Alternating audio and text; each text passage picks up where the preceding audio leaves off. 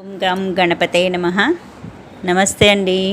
నేను ఈరోజు నుంచి ఈ వీడియోలో భగవద్గీత అంటే ఏంటి మరియు భగవద్గీత సులువుగా నేర్చుకునే పద్ధతి చెప్తానండి. ఏ అధ్యాయాల్లో ఎన్నెన్ని శ్లోకాలు ఉంటాయో ఆ అధ్యాయాలు ఏ సంఘటనకు సంబంధించిన శ్లోకాలు మరియు ప్రతి పదానికి అర్థము భావం చెప్తానండి. అప్పుడు మీకు శ్లోకం చదవటం చాలా సులువు అవుతుంది అన్నమాట. ఇక మనం భగవద్గీత అంటే ఏంటో తెలుసుకుందామా. భగవద్గీత అంటే తెలుగులో భగవంతుని పాట లేదా దేవుని పాట అని అర్థం అన్నమాట.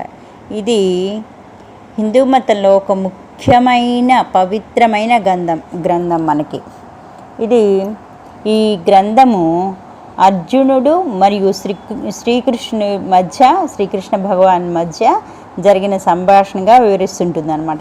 ఈ భగవద్గీత యుద్ధభూమిలో కర్తవ్య నిర్వహణ గురించి మరియు జీవితంలోని వివిధ అంశాల గురించి ఇందులో బోధించబడ్డాయి అన్నమాట. భగవద్గీత మహాభారతంలో ఒక భాగం. కురుక్షేత్ర సంగ్రామం ప్రారంభమయ్యే ముందు అర్జునుడు తన బంధువులను చంపడానికి ఇష్టపడలేదన్నమాట. అప్పుడు కృష్ణుడు అతనికి కర్తవ్య నిర్వహణ, జ్ఞానం, భక్తి మరియు కర్మల గురించి బోధిస్తాడనమాట. ఈ సంభాషణ అంతటిని కలిపి భగవద్గీతగా మనం పిలువబడుతుందన్నమాట. భగవత్ అంటే భగవంతుడు సంబంధించింది మరియు గీత అంటే పాట లేదా మాట. కనుక భగవద్గీత అంటే భగవంతుని పాట లేదా భగవంతుని మాటలు అని అర్థం. ఇది హిందూ మతంలో ఒక ముఖ్యమైన గ్రంథము. ఇది నైతిక, ఆధ్యాత్మిక మరియు జీవిత సత్యాల గురించి లోతైన జ్ఞానాన్ని అందిస్తుంది అన్నమాట మనం భగవద్గీత పఠించటం వల్ల. ఇక మనము శ్లోకాలు ప్రారంభిద్దామా. ఓం నమో భగవతే వాసుదేవాయ. అతః ప్రథమోऽధ్యాయః అర్జున విషాదయోగః. ధృతరాష్ట్ర ఉవాచ ధర్మక్షేత్రే కురుక్షేత్రే సమవేతాయుయుత్సవః మామకాః పాండవాశ్చైవ కిం కుర్వత సంజయ. ఈ శ్లోకము, ఈ అధ్యాయం మొత్తము కురుక్షేత్ర సంగ్రామ రంగమున ఉభయ సైన్యములను వీక్షించుట అన్నమాట. ఈ ధర్మక్షేత్రే కురుక్షేత్రే సమవేత యుయుత్సవ. ఈ ప్రతిపదార్థం ఏంటంటే ధృతరాష్ట్రుడు చెప్పినది అనమాట. ధృతరాష్ట్ర ఉవాచ అంటే ధృతరాష్ట్రుడు పలికెను.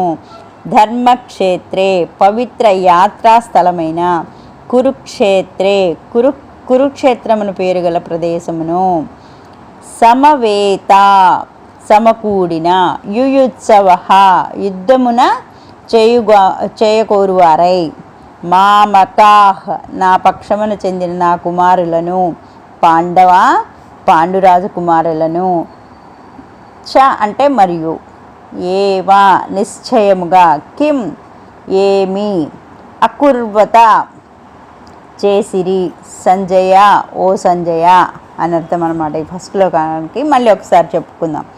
ధర్మక్షేత్రే కురుక్షేత్రే సమవేతాయుయోత్సవః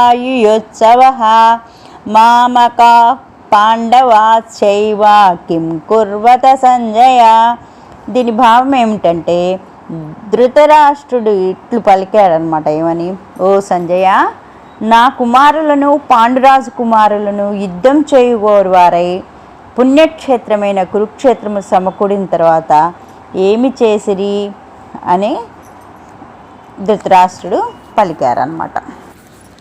సంజయ్ ఉవాచ దృష్ట్యా తు పాండవానీకం వ్యూఢం దుర్యోధనస్తదా ఆచార్యముపసంగమ్య రాజా వచనమబ్రవీత్. సంజయ్ ఉవాచ అంటే సంజయుడు పలికెను.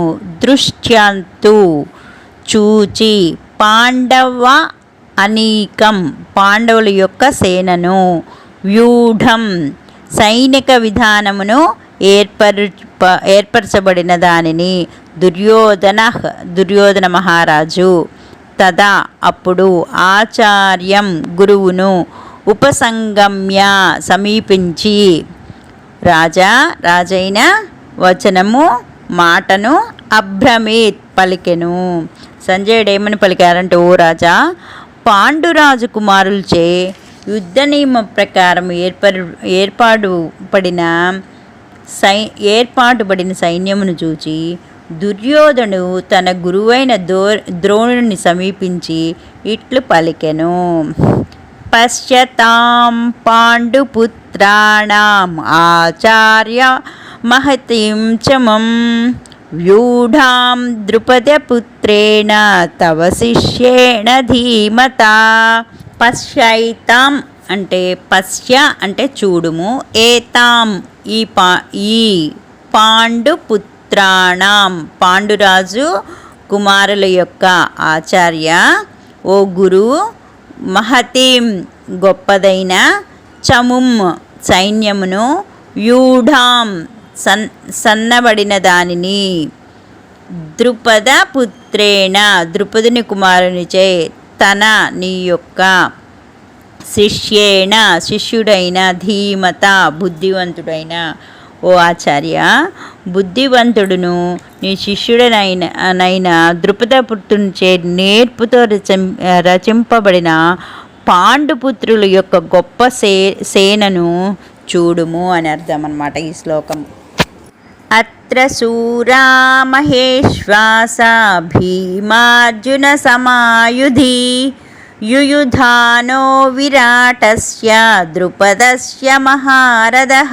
శ్లోకంలో అత్ర అంటే ఇక్కడ, శూరాహ్ సూరులు, మహేశ్వాస మహా ఇషు ఆస గొప్ప ధనుర్ధరులు అని అర్థం, గొప్పవారు. భీమార్జున సమాహు భీముని తోడను అర్జును తోడను సమానులైన వారు. యుద్ధమునందు యుయుధానాహ్ యుయుద్ధముధానుడును, విరాటస్య విరాటుడును, ద్రుపదస్య ద్రుపదుడును, మహారథుడైన గొప్ప యోధుడైన అర్థం అన్నమాట. భావం ఏంటంటే, ఇచ్చట ఈ సేన యందు యుద్ధమున భీమార్జునులతో సమానులైన యుయుధానుడు, విరాటుడు, ద్రుపదుడు మున్నగు సూరులైన ధనుర్ధరులు, మహాయోధులు పలువురున్నారని భావం అన్నమాట. మరొక వీడియోలో మరికొన్ని శ్లోకాలు నేర్చుకుందాం మనం. సర్వే జన సుఖినో భవంతు.